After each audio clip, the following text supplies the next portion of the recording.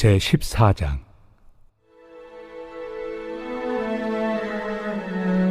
믿음이 연약한 자를 너희가 받되 그의 의견을 비판하지 말라.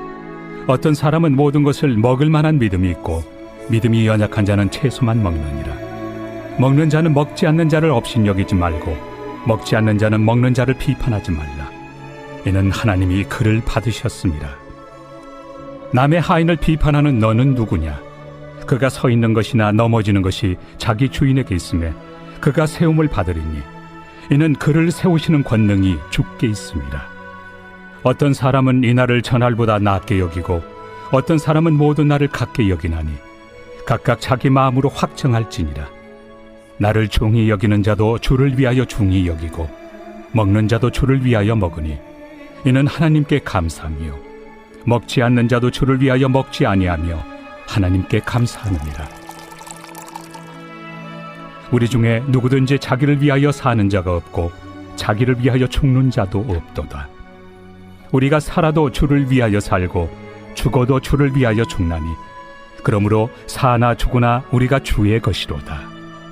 이를 위하여 그리스도께서 죽었다가 다시 살아나셨으니 곧 죽은 자와 산 자의 주가 되려 하심이라. 내가 어찌하여 내 형제를 비판하느냐? 어찌하여 내 형제를 업신여기느냐? 우리가 다 하나님의 심판대 앞에 서리라. 기록되었을 때 주께서 이르시되 내가 살았노니 모든 무릎이 내게 꿇을 것이요 모든 혀가 하나님께 자백하리라 하였느니라. 이러므로 우리 각 사람이 자기 일을 하나님께 직고하리라.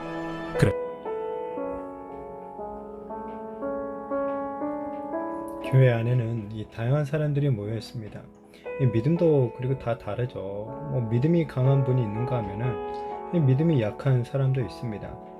자, 그런데 이제 오늘 바울이 성도들에게 서로를 받아줄 것을 갖다가 권면해주고 있죠. 무엇보다 믿음이 연약한 성도들을 갖다가 이해해주고 배려해줄 것을 말합니다.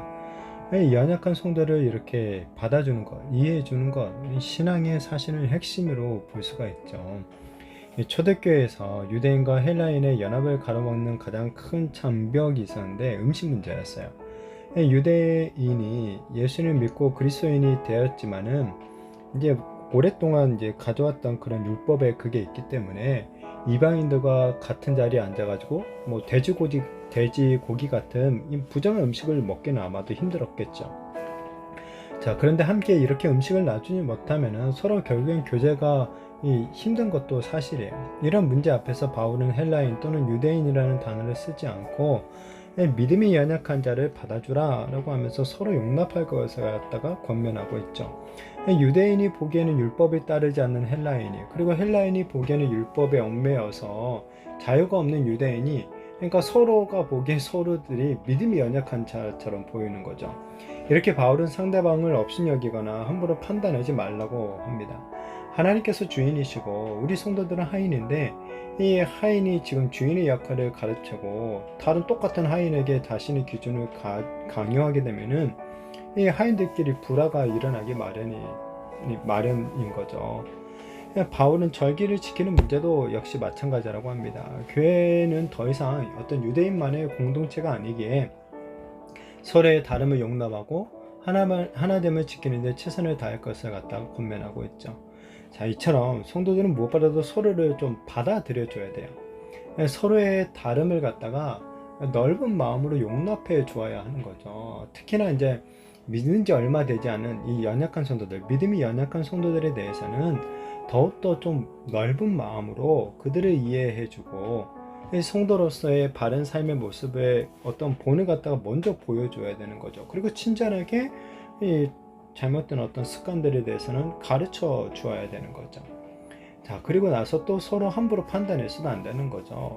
판단하실 분은 오직 하나님이죠. 그 하나님을 기억하면서, 그리고 또한 우리가 함부로 판단하고 정죄하는 그 형제 자매, 하나님께서 사랑하시는 이 사람이라는 것을 기억하면서 좀 넓은 마음으로 용납해 주어야 되는 거죠. 자, 그러면서 바울이 이어서 이렇게 서로 판단해서는 안 되는 중요한 이유를 제시하죠. 자, 우리가 그리스도인이 된 것, 어떤 음식을 먹든지 어떤 활동을 타고나는지 어떤 날을 절기로 지키는 등으로 결정된 것이 아니라는 거예요. 교회 안에서 유대인과 이방인, 그리고 부자와 가난한 사람, 또 남자와 여자가 서로 판단하는 것은 이 그리스도인이 어떠한 존재인지를 모르기 때문에 일어나는 잘못이라는 거죠. 그리스도는 모두 다 예수님의 소유입니다. 우리 모두 다 예수님 위해 살고 예수님 위해 죽는 자들이 바로 성도인 거예요. 자, 그런데 그 성도들끼리 서로 판단하고 비난하는 것, 그 사람의 주인이신 예수님을 판단하는 행위가 되는 거죠. 내가 만약에 어떤 성도를 비난하게 되면 그 사람을 위해서 십자가에 돌아가신 예수님을, 주인이신 예수님을 비난하는 것이 되고 마는 거예요. 자, 사람을 심판하시는 분은 오직 주님 한 분뿐이다 라는 것을 고백하면서도 이 옆에 있는 형제 자매를 판단하는 사람, 예수님의 자리를 넘보는 죄를, 교만한 죄를 범하는 것이나 다름이 없게 되는 거죠. 자, 물론 어떤 성도가 명확한 어떤 죄를 지었을 때는 이 경고도 하고 징계도 내릴 수가 있겠죠. 그렇지만은 다만 나와 어떤 신앙의 스타일이 다르다고 해서, 어떤 취향이 다르다고 해서, 어떤 삶의 방식이 다르다는 이유만으로 함부로 판단해서는 안 된다는 거예요. 자, 그리고 바울은 이사야 선지자의 말을 인용하면서 우리 모두 다 주님 앞에서 무릎을 꿇고 우리의 죄악을 갖다 직접 주님 앞에 고하게 될 것이다 라고 말을 하죠. 이것은 주님과 더 가까운 사람을 통해야만 이 주님께 나아갈 수 있는 것이 아니다 라는 그것을 말하고 있는 거예요. 바울은 이렇게 우리가 모두가 다르지만 주님 앞에서 평등하다 라는 것을 강조하면서 이 교회 공동체는 어떤 위계 질서에 의해서가 아니라 바로 사랑과 배려로 하나가 되어야 된다 라는 것을 오늘 가르쳐 주고 있는 거죠. 그리스도인들이라면 당연히 서로 사랑할 것 같은데 참 이상하죠. 교회 안에서도 참 많은 갈등들이 일어납니다. 그 갈등의 대부분은 또한 복음의 어떤 본질적인 것보다는 참 진짜 사소한 문제로 발생하는 것들이 너무나도 많아요. 바라기는 교회 안에서 나와 전혀 다른 사람들이 있다라는 사실을 인정하고 늘 좀 서로를 배려하고 존중하고 하나가 되는 것에 최선을 다하게 되어지기를 바랍니다. 진짜 우리의 이 밴댕이 소갈딱지와 같은 우리의 이 좁은 마음을 갖다가 좀 넓게 펼 수 있으면 좀 넓게 폈으면 좋겠어요. 어떻게든지. 그래서 우리가 좀 넓은 마음으로 우리가 서로에 대해서 좀 받아주고 용납해주고 이해해주고 좀 용서해줌으로 말미암아 나중에 우리가 주님 앞에 섰을 때도 우리가 주님으로부터 책망을 받는 게 아니라 정말 칭찬을 받게 되는 저와 우리 모든 성도님들이 되시기를 예수님의 이름으로 축복합니다.